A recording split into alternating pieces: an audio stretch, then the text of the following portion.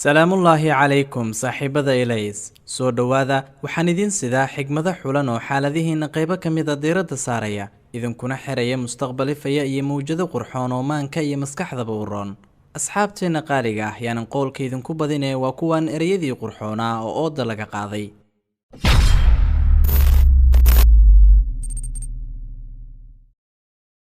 waa kuu suuragal inaad caalamka oo idil ku wareegto adiga oo aan gurigaaga iyo geyiga aad ku nooshahayba dhaafin waa kuu suuragal inaad dad badan iyo shakhsiyaad fariida barato adiga oo aan arkin misna aan la kulmin waa kuu suuragal inaad hesho aaladda zamanka oo aad ku safarto zamanka ama wakhtiga oo idil iyadoo haddana aaladdaasi si dhaba aadan u haysan ama aysan u jirin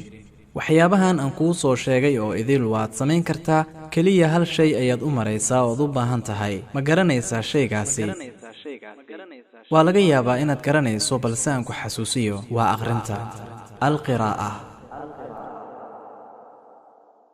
qofka khayr malaysiga badan waxaa u baxa iftiin aan jirin qofka baasaysiga badanna ama niyadda xun waxaa u baxa iftiin haddana iftiinkaasi ma rumaysto waxaa jira waqtiyo qaar oon u dareenno amaan u malayno inay yihiin kama dambaystii ama dhammaadkii balse dib ayaan ka ogaanaa inay yihiin bilowgii waxaa kaloo jira albaaba aan aaminsannahay inay naga xiran yihiin haddana waxaan ogaanaynaa inay yihiin irdihii ugu wacnaa ee laga geli lahaa walaal dhoollacaddee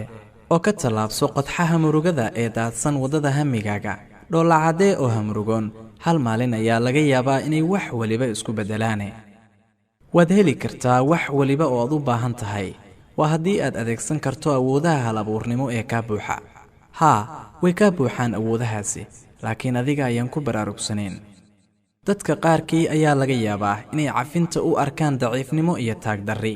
aamusnaantana u arkaan jab iyaga asiibay balse ma oga in cafintu u baahan tahay awood ka weyn aarsashada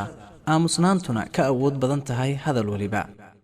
mar weliba oo aad dhanka allaah u jihaysato kuna xirnaato wuxuu kuu furaa wax badan kana weyn wixii aad filaysay ama aad malaysanaysay walaal maantadan aad joogto waa berridii aad ballanqaaday shalay inaad qabanayso howlo badan haddaba weliba ballanqaadkii ayaad wadaa mise waxbaad qabanaysaa haddii allaah kugu irsaaqo bilaaw cusub oo wacan ha soo celcelin qaladyadii shalay mar kale walaalahaygow haddii aad doonaysaan inaad dhedhamisaan macaanka nolosha iyo farxadda qalbiyada ugu deeqa dadka galgacayl iyo jacayl sidaad ugu deeqdaan amaba u siisaan maalka iyo xoolaha qof weliba hibo ayuu leeyahay laakiin haddii aad ku xukunto malayga fashilkaasi oo ah inuusan geedaha tafi karin ama kori karin ogow waxaa dishay hibadii uu lahaa oo ahayd dabaasha iyo maquurashada biyaha haddaba ha quusan oo hibada kugu jirta soo dhig bannaanka oo la imow fagaaraha si aad u horumarto uguna tillaabsato horumar weyn oo ku aadan hibada aad leedahay ee cajiibka ah walaal ma gaari kartid beerta guusha ilaa aad ka soo marto boosteejada daalka tan fashilka iyo tan quusta ogow qofka doonista adagi ama go'aanka adag leh kuma raago oo ma ag joogsado boosteejooyinkan haddii lagu daaho laga dhaxlo kufitaan aan laga kaban haddaan kicitaan ka dambayn